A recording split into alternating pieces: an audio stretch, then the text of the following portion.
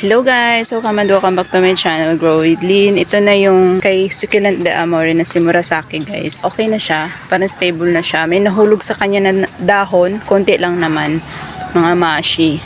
Hindi gaya nito na nag-try out. Ito mas okay ito.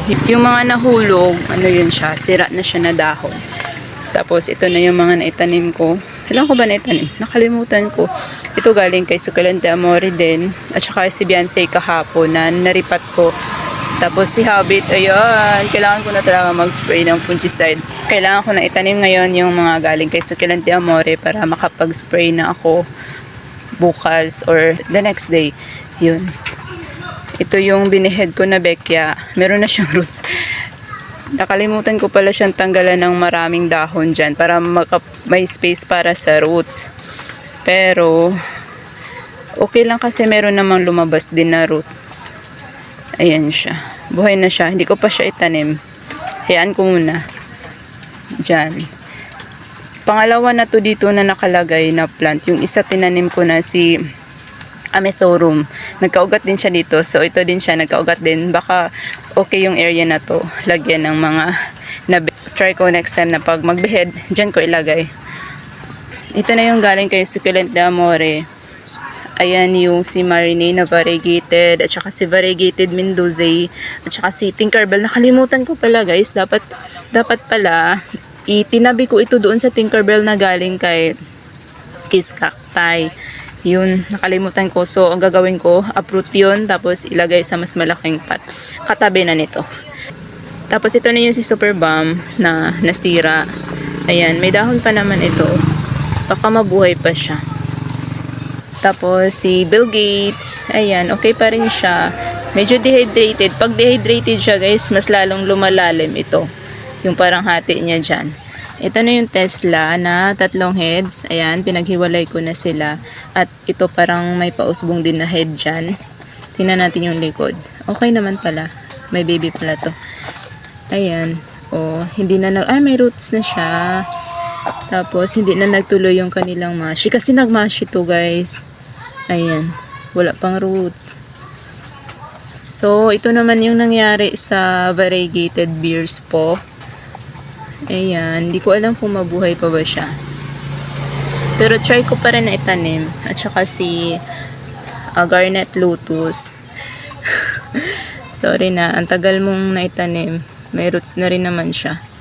Tapos si Aeonium Suncap na variegated. Yung isa nito, 2 puno ito. Yung isa nito ay na maalam na guys. Na bulok siya lahat talaga. Yung buong puno. Ayan, ito na lang yung natira. Ito na yung pagtiisan ko. So, yung isang Aeonium, wala na rin yun. So, yun na lang sila. Mas lalo silang lumiit. Mas lalo silang kumonte.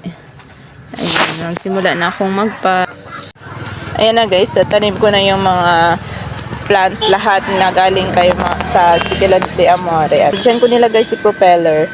Meron lang ako napansin sa mga plants niya guys. Meron millibugs yung kanyang plants na nakikita ko. At yung si Propeller ay talagang nasa roots yung kanyang millibugs. Baka yun pa yung magiging dahilan na magsisimula yung millibugs na naman ulit dito sa aking garden. Kaya after ko mag-spray ng fungicide ay sisimulan ko na naman ang pag-spray ng insecticide para hindi sila makapagpadami. Gaya ng dati, ang lala nun guys. So, yan yung si Propeller. Tapos dito ko nilagay, sila halo-halo guys, hindi ko pa kasi naayos to dito. O, yan. Nandyan pa rin nakasalansan yung mga maliliit kasi yung gagawin kong plant truck, hindi ko pa rin nagagawa hanggang ngayon. So, ayan yung si Tinkerbell na non-variegated. Pinag-isa ko na sila. Tingnan nyo yung isa, masigla na siya kasi tanim ko na ito nung nakaraan tapos naarawan na rin siya ng indirect naman na araw. Kaya sumigla na siya. Ito lupay-pay pa rin dahil bago lang siya nakatanim. Wala muna silang toppings at nilagay ko siya sa malaking pot na yan. So lush na siya tingnan. Nakalimutan ko kasi guys kung meron ba akong Tinkerbell din na parating doon sa isa na namang seller. Kapag meron na naman yun, isama ko na naman yung dito. Para isang pot lang kasi nagsisave ako ng space ngayon.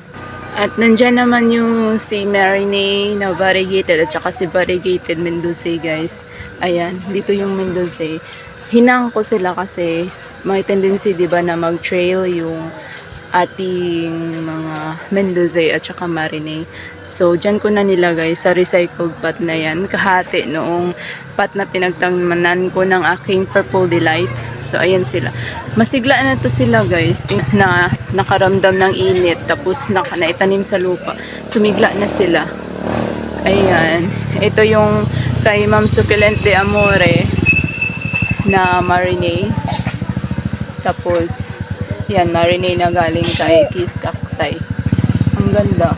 Ang ganda niya talaga na nakaramdam na siya ng init at saka naitanim na sa lupa.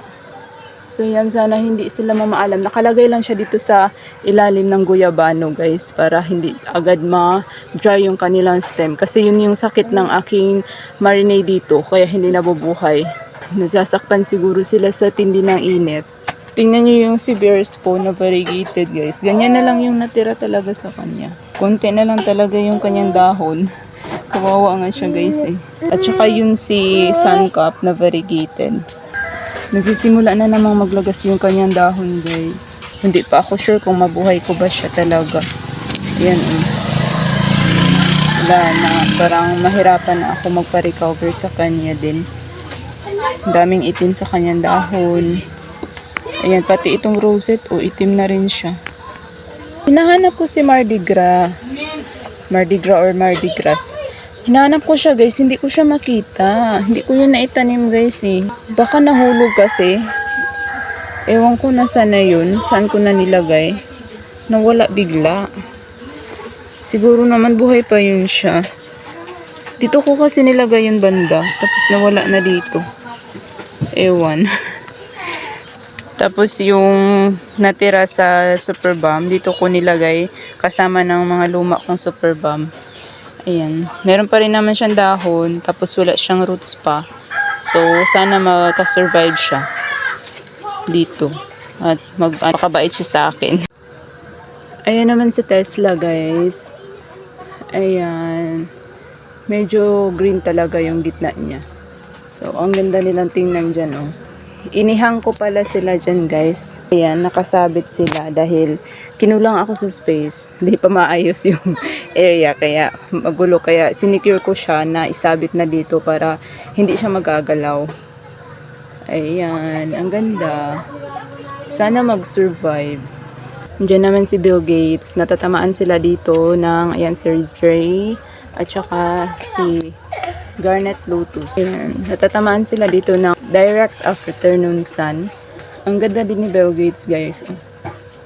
Diba? So wala pa rin silang dilig hanggang ngayon. Kasi ang bala ko ay ang dilig nila ay yung spray na ng fungicide. Yun na yung pinakadilig nila. First na dilig. Yun lang yung video natin sa araw na to guys. Naitanim ko na yung kay Succulent Amore. At isunod ko na yung kay Kiss Cacti na second batch. Medyo maingay yung paligid natin. So, thank you all for watching guys. Sana nag-enjoy kayo sa video natin sa araw na to. And see you in the next one. Please like and subscribe my channel. Keep growing!